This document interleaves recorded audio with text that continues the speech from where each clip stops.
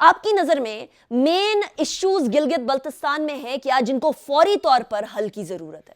آپ کی بڑی مہربانی جی، آپ لوگوں نے تکلیف کیا اس چیلی ویدر میں اور گلگت کے اس مونٹینیس ایریا میں اور گلگت بلتستان کے اس غازیوں کے شہداء کے وطن میں ہم آپ کو خوش آمدید کہتے ہیں اور آپ کا شکریہ ادا کرتے ہیں۔ It's an honor to be here. Thank you.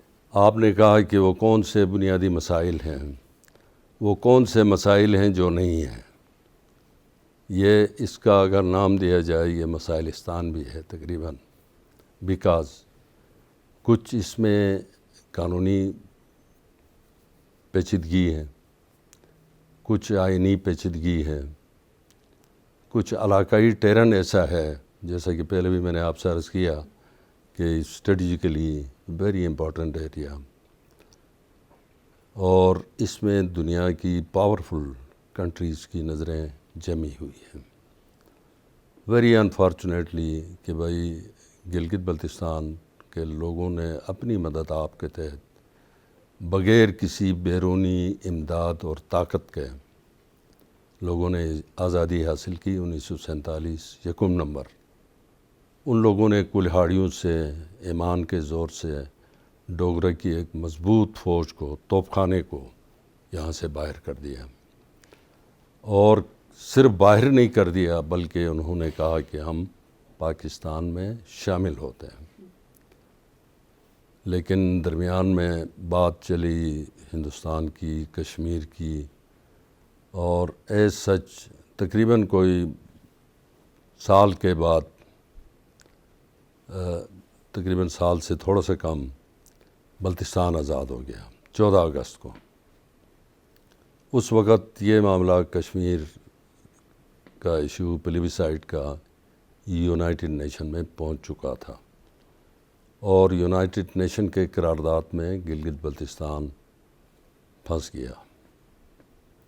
اس قرارداد کی وجہ سے ٹل ٹوڈے آفٹر 73 ایئرز ابھی تک اس کا کوئی ایز سچ قسمت کا فیصلہ صحیح معنوں میں نہیں ہوا، لیکن وقتاً فوقتاً ہم مشکور ہیں گورنمنٹ آف پاکستان کے اکابرین کے، ارسپیکٹیو سب کے ہم مشکور ہیں کہ ہمیں گریجولی یہ ہمیں ارتقائی محال اس سے گزارتے رہے۔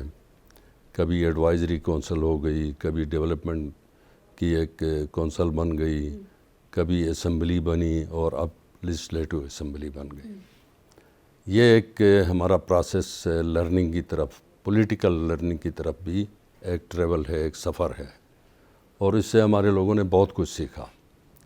مسائل ہمارے پاس یہ ہیں کہ ہمارے پاس کوئی انڈسٹری نہیں ہے، جاب اپرچونٹیز نہیں ہے، ہمارے پاس بہترین سکول، بہترین کالج یہاں پر نہیں ہے، ٹیکنیکل کالجز آئی مین ٹو سے کہ بھائی انجینئرنگ کالج نہیں ہے، میڈیکل کالج نہیں ہے، لیکن الحمدللہ اب اس کی طرف پیش رفت شروع ہو چکی ہے، لیکن ان کے بنتے بنتے بھی کافی ٹائم لگتا ہے۔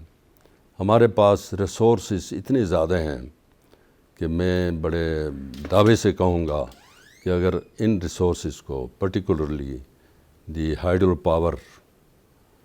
پاور کے ریسورس ہمارے پاس لیکس میگا واٹ کا موجود ہے پوٹینشیل۔ اچھا، اس پروویژنل پروونشل سٹیٹس کے حوالے سے یہاں کے لوگوں کے احساسات کیا ہیں، یہاں کے لوگوں کے سینٹیمنٹس کیا ہیں؟ یہ الحمدللہ ہم وہ جس طریقے سے ایک بچہ نرسری میں داخل ہوتا ہے، آتے آتے وہ یا ڈاکٹر بنتا ہے یا انجینئر بنتا ہے، ابھی ہم یا سروسز میں جا کر وہ بیوروکریٹ بنتا ہے، ہم ادھر قریب پہنچ گئے ہیں ابھی انشاءاللہ تعالی۔ یہ ہمارا ایک لرننگ پروسیس تھا، اس سے ہم گزر کر یہاں آ گئے ہیں، اور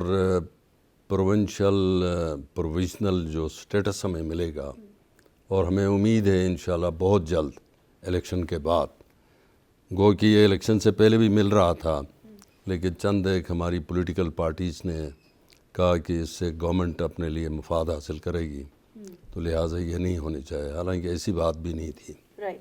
بہرحال دیر آیت درست آیت، اتنا عرصہ ہم نے برداشت کیا ہے، اب بھی برداشت کر لیں گے، اور اس کی ہمیں بہت زیادہ افادیت، بہت زیادہ سوچ ویلکم کریں گے ہمارے لوگ. تقریباً آلموسٹ وہ ہمارا آئینی اس کی طرف ایک قدم ہے اور یہ آخری قدم ہے انشاءاللہ. اس کے بعد ہم آئینی طور پر اس آئینی دائرے کے اندر چلے جائیں گے انشاءاللہ.